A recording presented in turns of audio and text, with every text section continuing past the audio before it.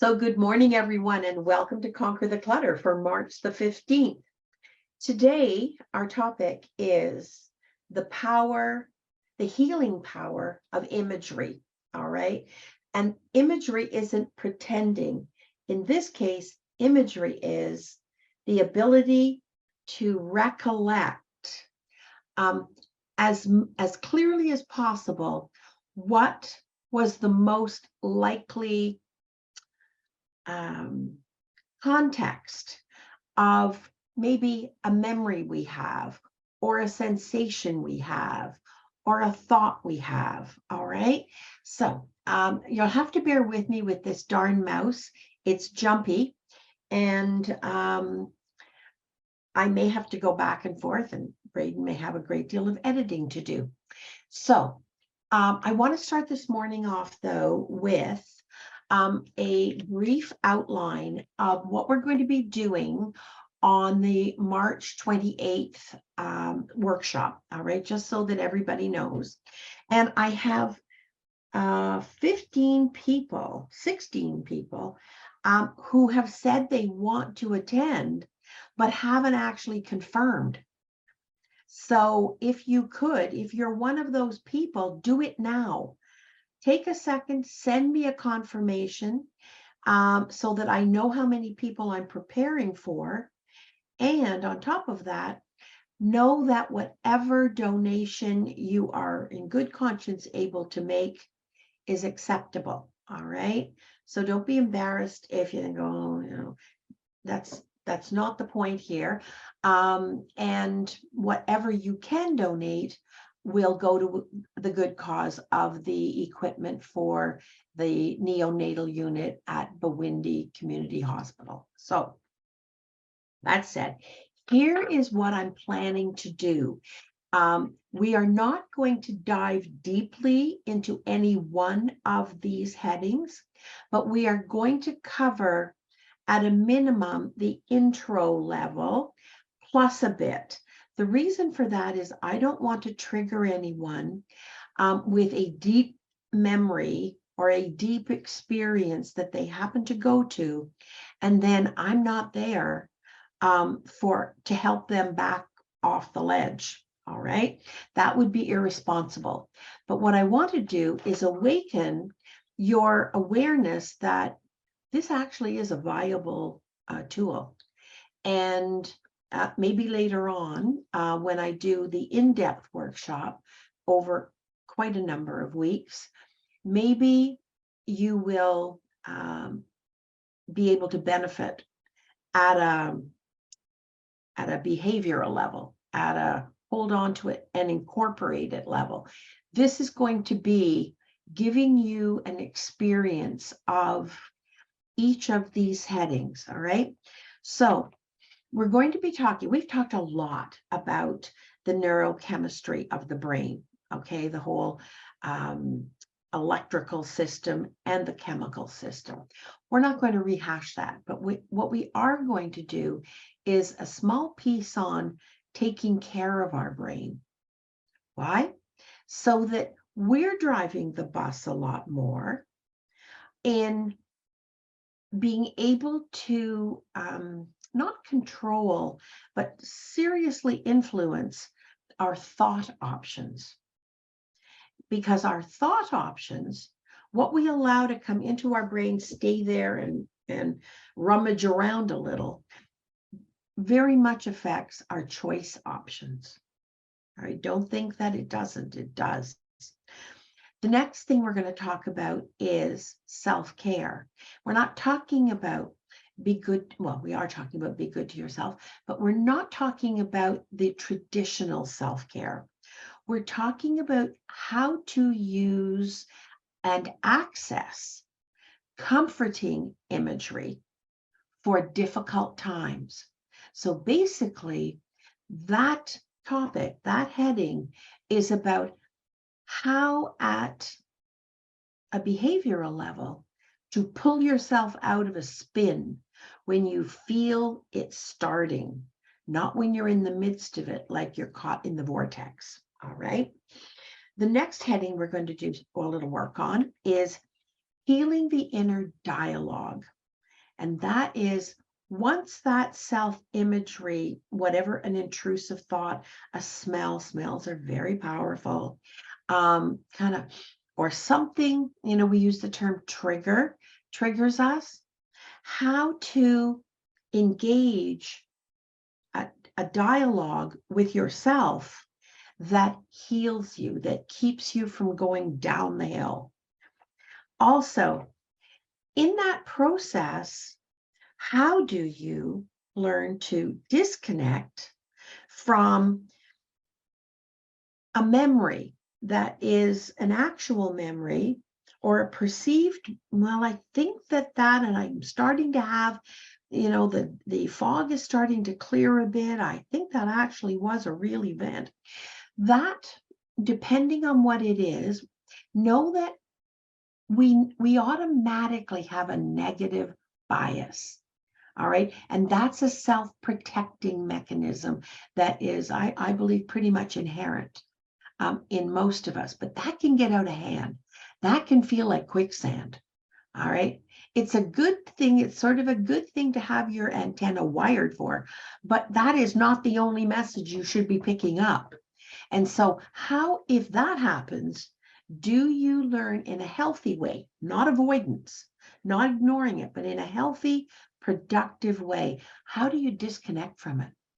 Because that is not what your day was meant to be about. It's just an instantaneous kind of electrical connection you make. The next thing is, we are all, myself included, flawed, imperfect human beings. And we're supposed to be. All right. We are supposed to be. We're not supposed to live there. It's not supposed to be our kumbaya moment. But we accept that right out of the gate. But how, in that context of forgiving yourself, of accepting yourself, forget forgiveness right now, just accepting yourself. You're doing the best you know how to do. The trick isn't to be other than who you and what you are.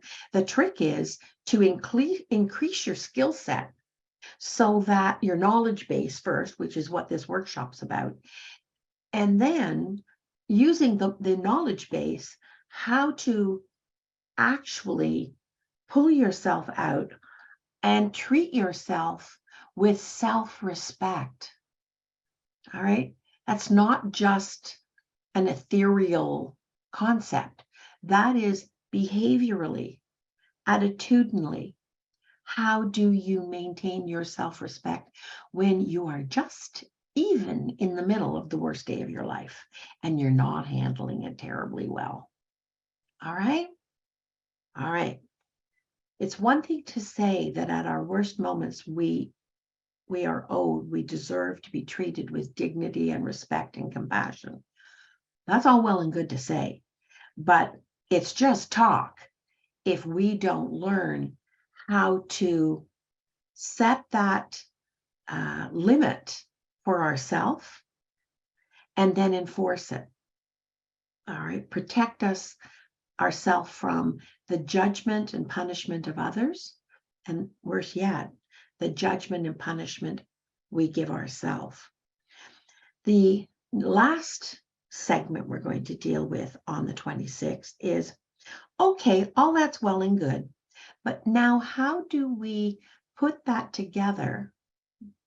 In all honesty, in a 3 to 4 hour workshop, it'll be how to put it together, not how to put it together so that the car runs.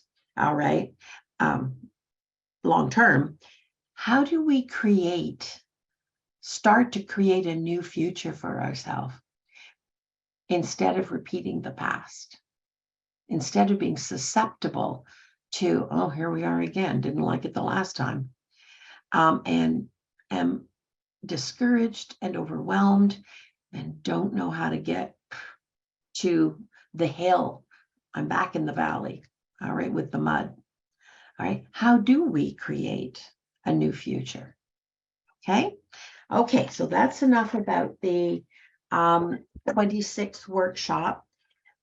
By the end of today, please, if you are interested, All right. And money should not be an object.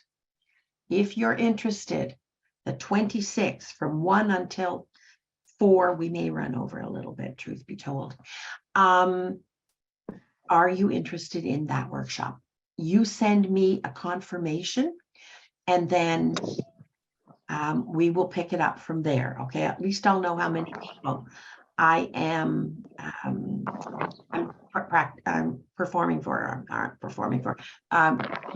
for. Sunday, can you please mute yourself?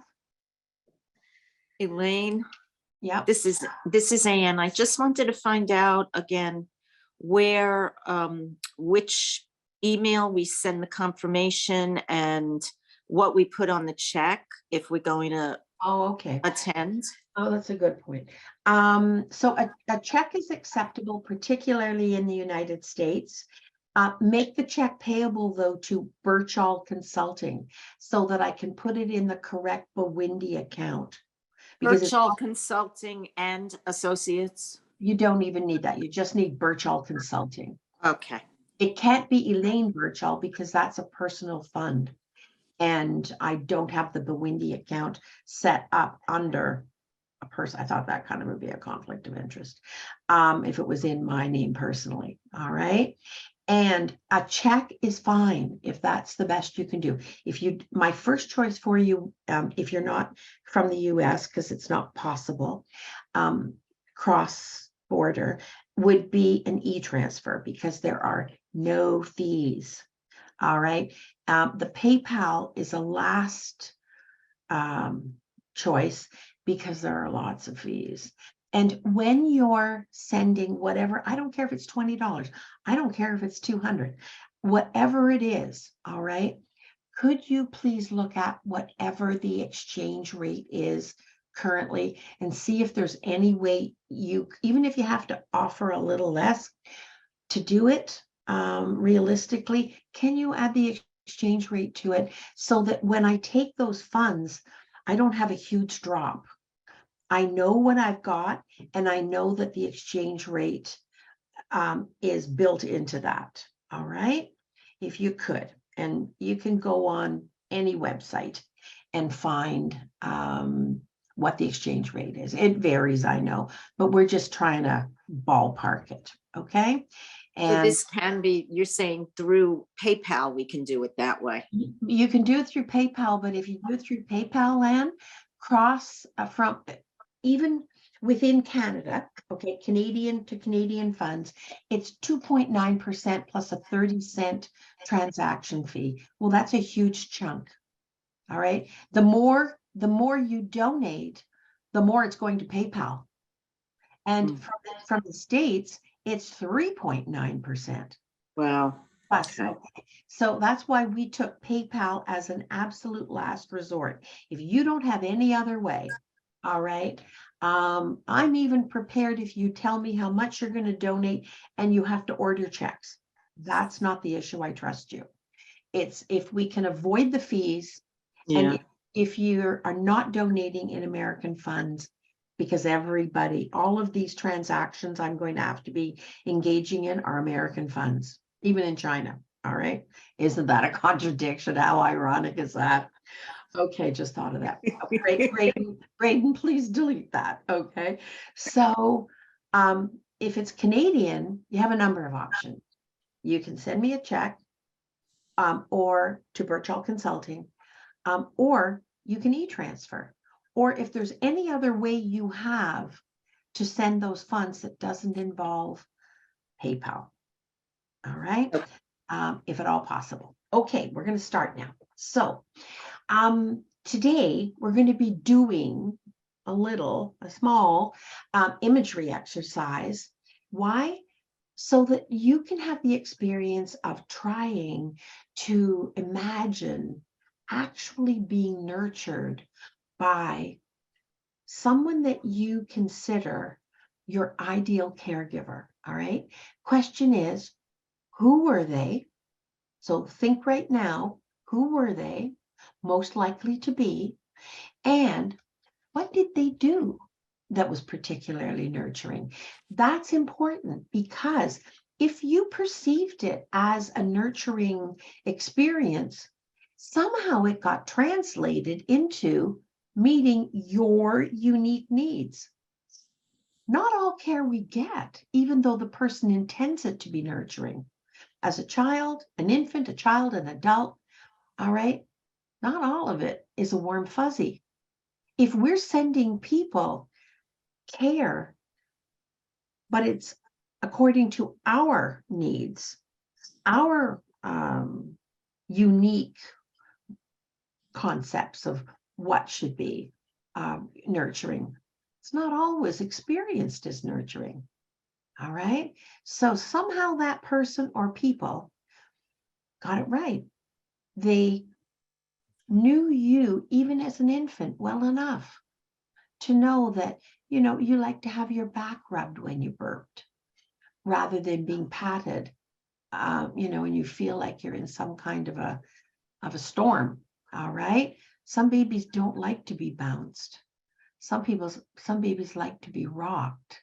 All right. And some babies don't like to be rocked. Some babies like to be bounced. So they got it right. What did they do that was particularly nurturing? And what specifically makes them? What was it about them that was ideal to you? You are translating who you are as an individual. Now you are tuning into what your needs are, what they were then, because you're perceiving it now as a nurturing event. You see why that is so important?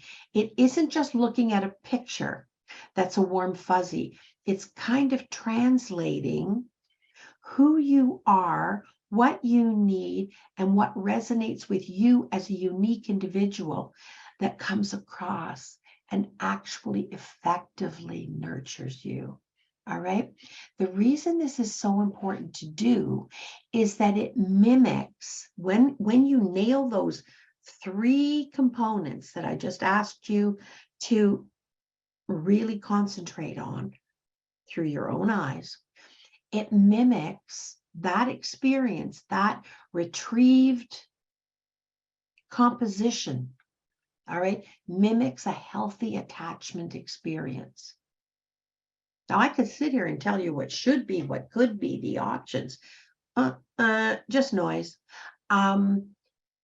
This, if you really put some effort today into writing down what the short answer to each one of those 3 questions is, and concentrate on that, all right? Because we're going to go back, and even if they are just vague memories, what holding on to that 3-part composite and the memories that start coming to you, and they may not be clear, they may just be vague, kind of shadowy things, all right?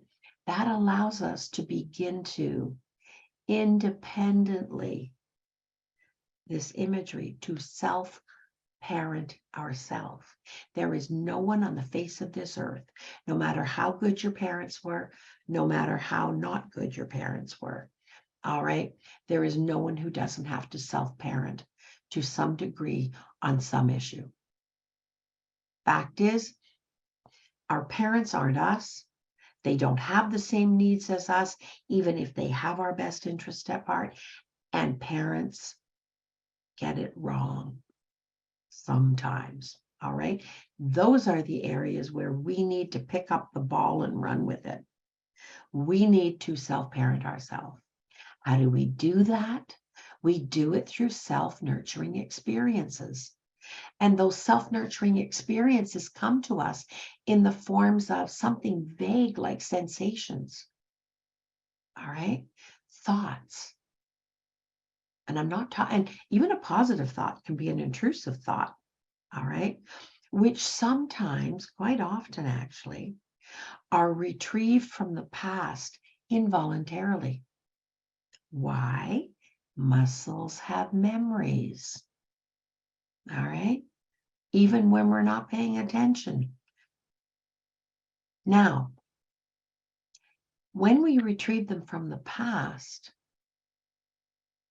they may not be as accurate as they were when we first had them in the past. All right. So if we do it effectively, we will help ourselves to be able to be self-nurturing in an effective way. What worked in the past by people we trusted, in experiences where they got it right, and we mimic the same thing. We build our skill set, our tools. I want you to think of all of this like wearing a toolkit, a tool belt. All right. And now you can reach into your tool belt. You have a new tool to use for your own benefit. And the more we do this, the more we are building the capacity to develop the ability to directly and positively influence and rework whatever we're trying to change about unpleasant memories. You know, those ones that are front and center?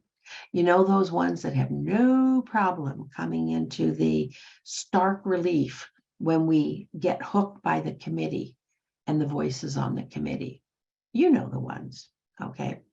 No, it does not mean, by doing this, all right, by reworking these unpleasant memories through self-care and self-parenting, we are not trying to create a false narrative. This is not Disneyland, folks. All right. All right. We're not trying to go into La La Land where it's not true to any degree and make up a new reality. No. All right. And it definitely doesn't mean, this is important, it definitely does not mean that these events, the negative ones that we want to rework, didn't happen. And it doesn't mean that they don't matter. They do. If they happened, they matter. And the degree to which they were harmful to you, it does not mean that those people are not responsible for what they did. All right. If they were more extreme responsible events, it doesn't mean they're not responsible. And they have a continuing responsibility. But could it also mean, you have to be the judge of this, could it also mean that they were more than the worst thing they ever did, and that piece was a positive? Doesn't change who they are. Are you able to see that? That's really important, all right? To take the good and accept it, acknowledge it. It's not like they're going to get a medal for it, all right? We are going to take that and we're going to say, you know what, that worked. That felt positive from a negative person. Maybe I need more of that. Maybe I need to learn how to do that for myself because that really worked, all right? All right. And the only thing that out of all of that what that does mean, I've said it doesn't mean, what it does mean is that you stop paying the price for whatever the negative consequence was for you, whatever the harm, the hurt, the deficit was for you. And when you can put that down, the weight of that down, and you stop dragging it along behind you like a ton of boulders, all right, you can now reclaim the life you were given. You were given the gift of life. It had nothing to do with your parents having sex. All right, you were given the gift of life. And what I hope for you is that you reclaim that gift. And you do it with power and with as little disruption and involuntary intrusions in your thoughts, in your sensations, in your auditory recollections, hearing, sense, smell, very powerful. And also, we kind of do a little, I don't know what song and dance with ourselves. When we have even a vague experience of something, and it's kind of like a shadow. It's amazing how we color other events with that. And we increase the power of the shadow by assigning it to associations with other things that maybe aren't part of that at all. All right. Now, this may sound a little new agey for you, but if you're going to clean the counter, if you're going to clean something up, you might as well clean it up from the beginning. All right. And you do that not by rebuilding, you do that by using what you already have and reworking it in a way that you don't leave any of the early traces. All right.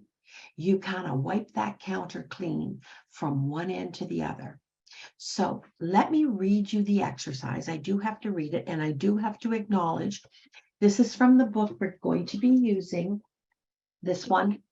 All right. Adverse Childhood Experiences Recovery Workbook by Glenn R. Schiraldi. Glenn, I hope I pronounced your name right. All right. So this is called, this technique, this strategy, this device, as it were, all right, is called utero imagery. Guess why? Because we're starting in utero. All right. That's where we started having our memory bank of sensations. All right.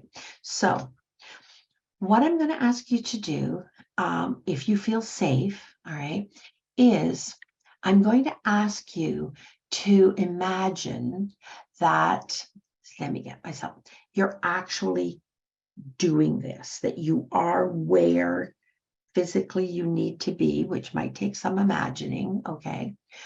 It's a bit of a test run for the workshop exercises we're going to be doing, so it's worth doing, all right? Okay. And I hope that out of that, you're going to reap the benefits of the experience. Okay. So at this point, however, if you're not comfortable closing your eyes or kind of being elsewhere, you don't actually have to do it, but I do want you to do the best you can to join in. I just want you to then cognitively imagine what it would be like. Don't necessarily, if it feels too new agey and contrived, you don't actually have to go back to the womb, but imagine what it would be like if you actually were in the womb and you're in the third trimester. All right, that's particularly important in pregnancy because before that, you really may not have the sensory memory banks that you would have, say, in the first and second. All right. Now, we're going to start by trying to experience what it would be like to have the physical sensations. So let's start there. Imagine yourself as an unborn infant. You exactly, you, not just any old baby, you, all right? And you are rocking, your mother is rocking herself back and forth, which means you're going back and forth at a slower pace because you're suspended, right? And she's probably doing that with a mixed experience. The rocking is probably because she's got a sore back. I say that as an expert, having done that twice. All right. And it's also probably because it is rocking, the action and the motion of rocking is soothing. All right. Okay. Now, your senses tell you that she's more content than she was before because you can tell that by the rhythm of her rocking. All right. Another impression, it's just an impression because you are experiencing this by association. All right. Another impression that tells you she's relaxed and happy is the sound. Yes, you can hear it. Okay. You can actually hear the sound of her deep breathing. And each deep breath with each deep breath, she releases just a little more tension with every exhale. All right. So you're absorbing that because you are suspended in that rocking action yourself. All right.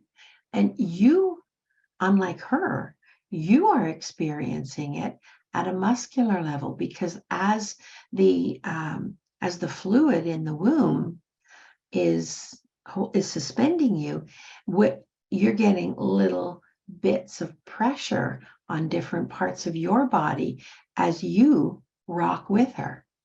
And that suspension, that association, that rocking feels good to you too.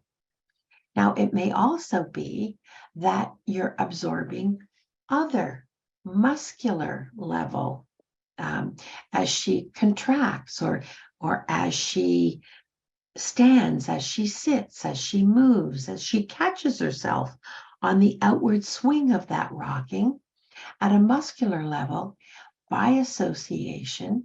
All right. You are experiencing probably a lower grade, but consistent experiences. So all of that, the combination, particularly the sound of her breathing, all right, deep breaths and the exhales, the deep exhales, are part of her happiness that you're with her. All right. She wouldn't be rocking if you weren't with her. So depending on how far along she is, she may actually as well be rubbing her tummy because the tummies, as they expand, get itchy, all right, as they stretch further and further. So she may be rubbing her tummy. In rubbing her tummy, that actually to you gets translated realistically as a caress to you, all right? And that makes you feel really relaxed, really warm, safe, loved, supported. And at that moment, if your father or some other person she knows well is with her and they're talking, all right, now you can't possibly know what they're saying, but you do absorb auditorily because you can hear it, all right, and you can sense it as well, absorbing their tones, the tones of their voice. The highest probability is that conversation back and forth gives you the sensation that you're not alone. All right. You're not just with your mother, you're right there with them. And the tones of the voices, you're probably feeling pretty good if she's got company. All right. Whatever she's feeling, she's translating that to you. And you are absorbing that, believe me or not, believe it or not, you are absorbing that by association. All right. Now, you've heard your mother's breath, her breathing pattern. The other thing you can hear that is a rhythm, very powerful, is your mother's heartbeat. All right. All of these sensations and things you don't even know, you can't possibly know, are feelings. Okay, the two of you are in a state of being as one. But imagine that, what it would be like, all right, that this actually gets translated at a muscular level, at a sensory level, as memories, because it is a truth. You are experiencing this to some degree at a muscular level. It's affecting the tissues. It's affecting your organs as they're developing. As she breathes, you breathe in your own way. Your heartbeat, you try this with somebody who you are in sync with. It's a neuro-linguistic programming reality, all right, that we mimic who we are with when we feel aligned with them. So your heartbeat beats with hers. Now yours might beat at a different rate. All right. So that makes it possible that your recollections might just still be there. Some of what you recollect is based on those memories. All right. And those memories, highest probability for at least part of the pregnancy. All right. Even if it was a problematic one, there were times when it was a positive, when it was nurturing, when the heartbeat and the rocking and the rubbing of the tummy, all right, translated to you a positive. You have the same muscles you had then. Your body right now is a Visa imprint in a larger size with the same muscles. Those muscles, to some degree, hold the memories of what that is. So if you chose to close your eyes, let's just try to go back and imagine, all right, what it would feel like. What would that actually feel like? Because in the stress of what we have all been through over the last 2.5 years, all right, this part of us that exists that we don't listen to very often, all right, but we certainly pick up when we're triggered negatively, all right, this part of us is available to develop in ourselves, and it can, in a very real way, give us some relief from the pressures and the knocks of everyday life. We can actually train ourselves to be able, when an intrusive thought, sensation, smell, sound comes to us, to very quickly rework that and get ourselves in a position where we can go to a better place where we are more balanced, because there will be parts of our muscle memory that existed being suspended in a warm cushion space, all right, that are still available to us if we go in search of them, find them and develop them, turn the volume up, as it were, on them. Now, track what's happening to your body right now. If you did close your eyes, if you did go to that place, if you did imagine what that would have been like in reality, all right. Now, complete the imagined experience by seeing if you can experience a sensation in your body that was created from the piece of imagining, not actually being back in the womb, just even if as far as you could get was to imagine what that would realistically be like. And can you feel that sensation? How many people, thumbs up, can at any level, in your muscles now, in your mind now, say that that created a more positive reality for you right now? Anybody? I've got some. I've got a few. Okay. Okay, I've got a few more. Good. All right.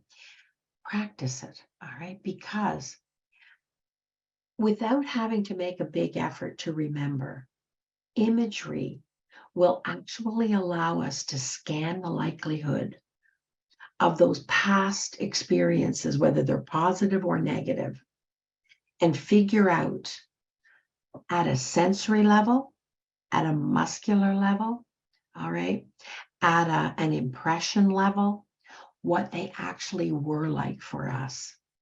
So be careful. Be careful what you choose to imagine or try to remember. All right. Don't always go to the negative. That's called, and we're all susceptible to it, negative bias. So when you go back and you try to retrieve something, don't just make it about the negative. If there's some good reason why you need to do that for something active in your life right now, fine. But don't only use that skill. Don't only use that capacity that you have and I have. about negative things, all right? Because that negative bias is actually just a survival mechanism.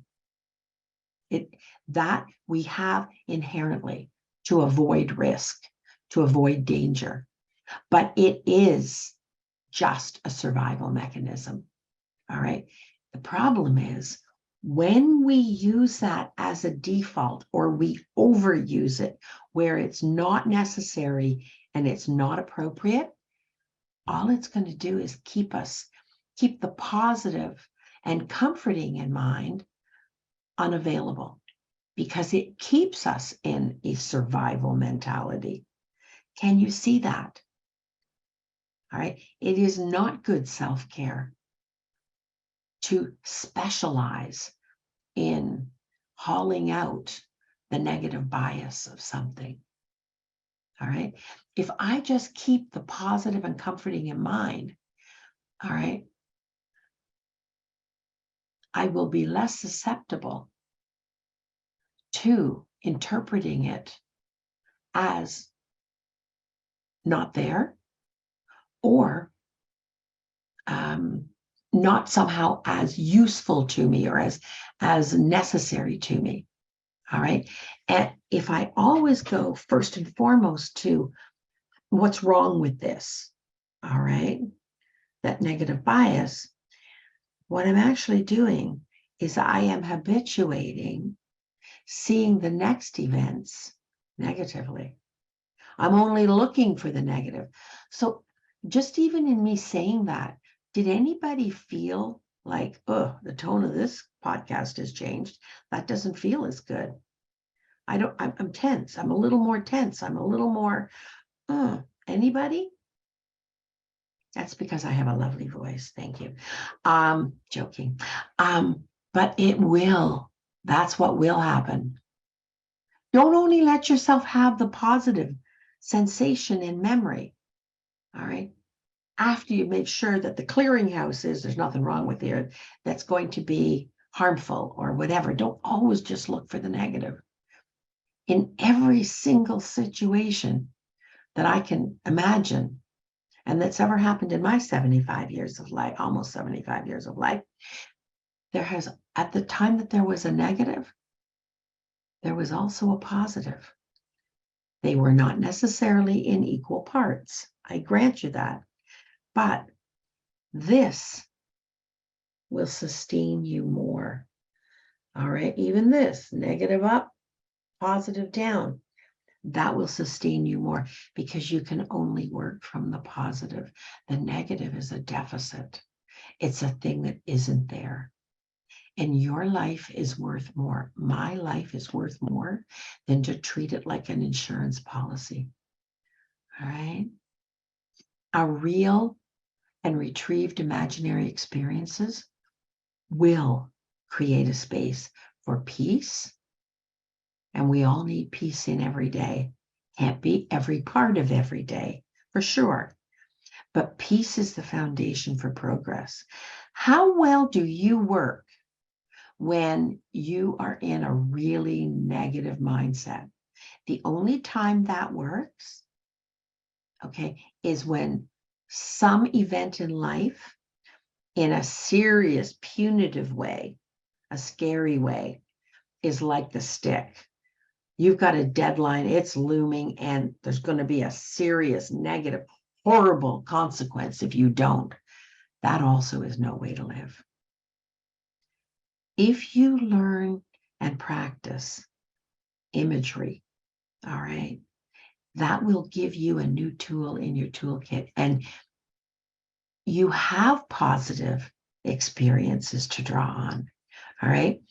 And by accessing the energy, the positive, calm, safe energy of the positive events, all right, we won't always be sending our brain the wrong chemical combinations, right? Progress, happiness, joy, fun, play, handling the knocks of life, what we call recovery, all right, don't just come from avoiding the negative. Avoiding the negative is not our future. All right. Finding and claiming the positive that we're capable of and listening to those messages as well. If it worked in the past, here's the principle, basic, simple principle. All right. If it worked positively in the past, the highest probability is it's going to work positively in the present.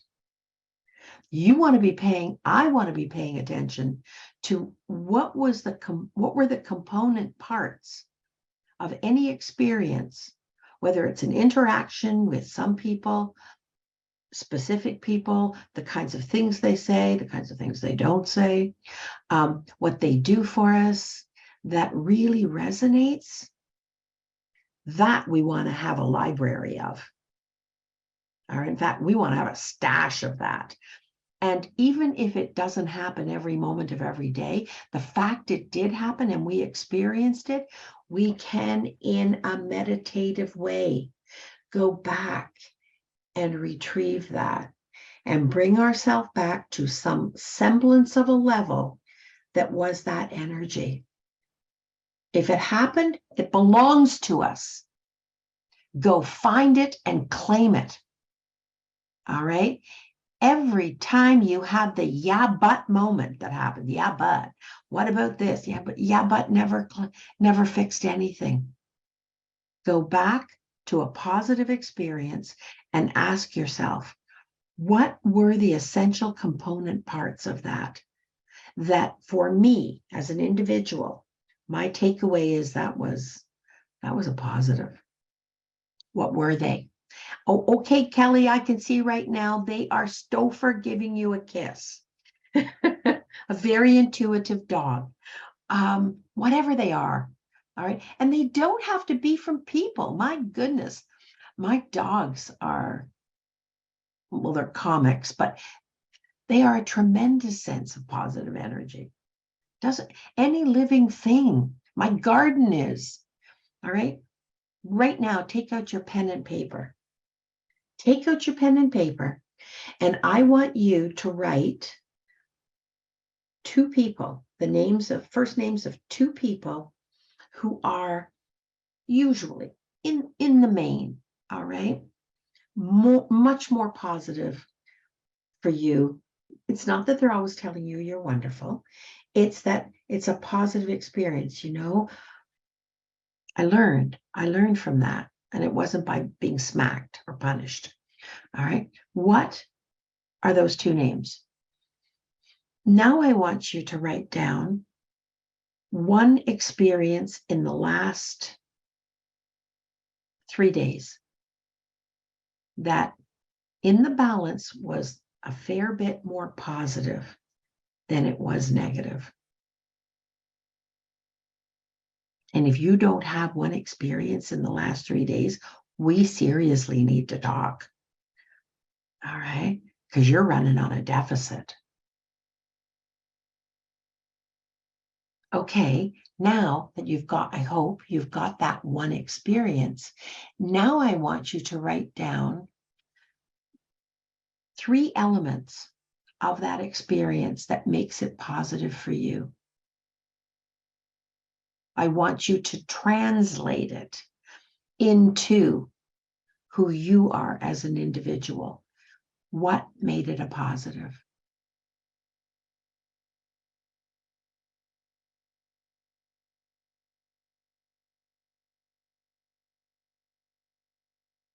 Okay. Is there anybody here, and put up a finger or a hand or whatever the symbol is. Let me know by putting up a hand if you don't have two people. All right. There isn't one experience in the last 3 days, and you have no idea what I'm talking about 3 component parts to why it is a positive for you. Is there anybody here? I'm looking for hands.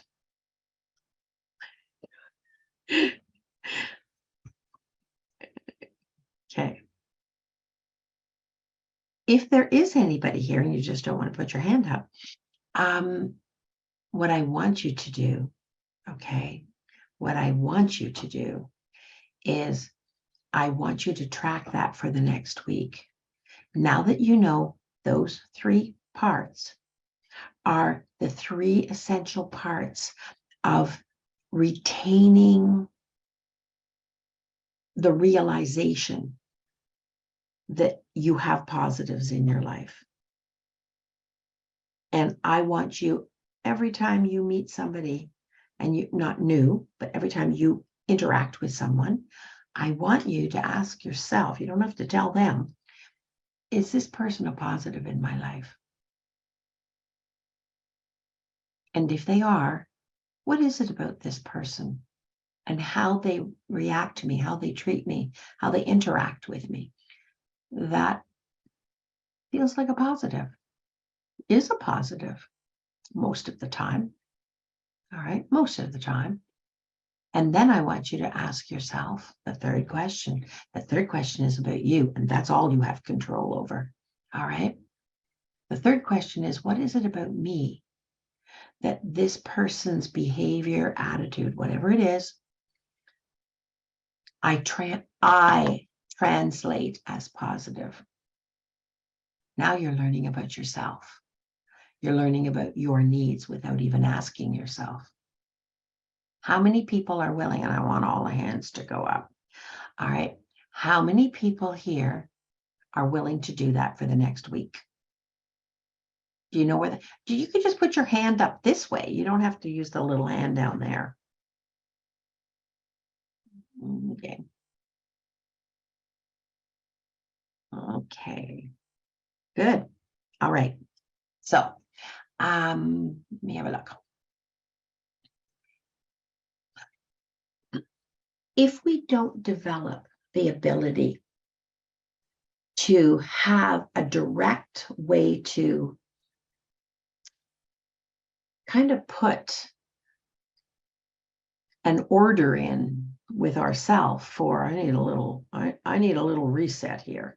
All right. I need a little reset because everything's looking dark, everything's looking black, everything's looking deep gray, and everything just feels, you know how a mood can kind of take over and color everything? Well, yeah, that's not true either.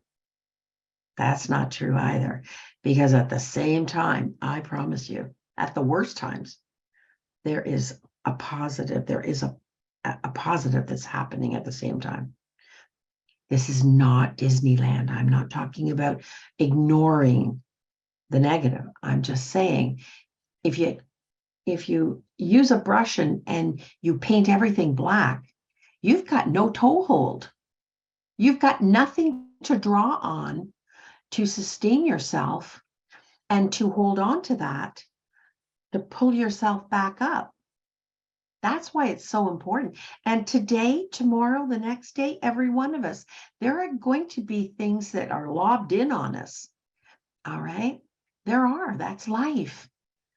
But if you have the rescue, what do they call those things on a boat? You know, the tube. If you have that, or you know where it's stored in your toolkit, you don't go to the bottom. You don't stay there a long time. You have a way to acknowledge, this is really crappy. All right. And this is the other person's part in it being crappy, but this may be my part in it being crappy. All right. And I'm worth that. I can't even think of what they're called, but life jacket, that life jacket or life tube. All right. Now that I'm thrown out of the boat, that'll keep you. And this imagery exercise is available to us everywhere, even on the bus. And if you're on the bus, please be wearing a mask. All right. It's available to us. Is it worth developing in yourself in your own way? I'm thinking it's a whole lot cheaper than counseling. All right. And it's yours. You have a capacity anyway. already. Do it. You're worth it. Otherwise, you know where you're going to be? You're going to be in negative bias, waiting for the next thing, hoping that you see it, living in some mimicked aura of fear to some degree, or avoidance. That's no way to live. All right. Is that really the way you want to spend your life? Waiting for the next knock so you can duck? Don't even be in the neighborhood when it comes. By keeping yourself mentally healthy, using skills that are readily available to you, that you own this already. All right. Okay. So it will also help you with emotions. Emotions are that chemical, hormonal formula that gets sent to your brain. If you can do this, and even current pleasant experiences, it doesn't have to be back in the womb. It can be registering, today that was a positive experience. That was positive. It doesn't have to depend on another person being part of it. I can hardly wait for my garden to start blooming. All right. And I have a pretty average garden. But I tell you, when I get out there and I'm looking at the Russian sage, I know that Russian sage isn't everybody's thing. Or the 2 magnolia trees, I go, oh, that is like, woo, for me. It can be as simple as your dog did something funny, your cat did something funny, somebody complimented you, somebody acknowledged a kindness that you gave them. Today, you are going to have those experiences. Yesterday, you had them too. Do you remember them as having existed? Or did you file them away with, nope, didn't hurt me, so I don't have to remember it really in any detail? You see where I'm going with the negative bias? And do you see where we have been taught many times that you look out for the ways you're going to get hurt? Protect yourself, protect yourself, protect yourself. All right? The power actually is in the positives. Because when you have a taste for, you know what it looks like, it feels, it smells like, it feels like. When you know what that is for you, you can identify it better when it's happening, and you can go in search of it. You can be your own little sniffer dog and go in search of it. All right? And that means you increase the likelihood that you're going to find it. You're not going to trip over it by accident. All right? You're going to go looking for it. And when it happens, to whatever degree, it's like making a deposit in a bank account. Feeling a little better. Oh, that was nice. And let it land. Let it land. And remember it. And when you need to regularly, go back to it. Oh, yeah, I remember. Oh, yeah, okay. And I swear, incrementally, you will feel better and better. And then you will have an equal capacity to avoid the risk with negative bias, which is a survival mechanism, but also to enhance your day with the gifts that we all woke up today is a gift. All right. We have been granted today, and we were not granted today by whatever power that does this, whatever you believe. We were not granted today to waste it. All right. So don't waste it. Develop a skill, practice it. And I'm looking for, don't mean to pressure, I'm looking for anybody who said they wanted to be part of that workshop. All right. And if you've changed your mind and you don't want to, that's okay. But if you've changed your mind, you do want to, at the end of this, before you hang up, send me an email, please, so I know how many people I am planning for, and I can prepare the handouts for the right number of people, because I don't need to scramble after. I want to have them ready for you. And whatever amount is perfectly okay. There is no amount that is, well, too big or too small. All right? Okay. Take care, everyone, and we will see you next Wednesday. Bye-bye.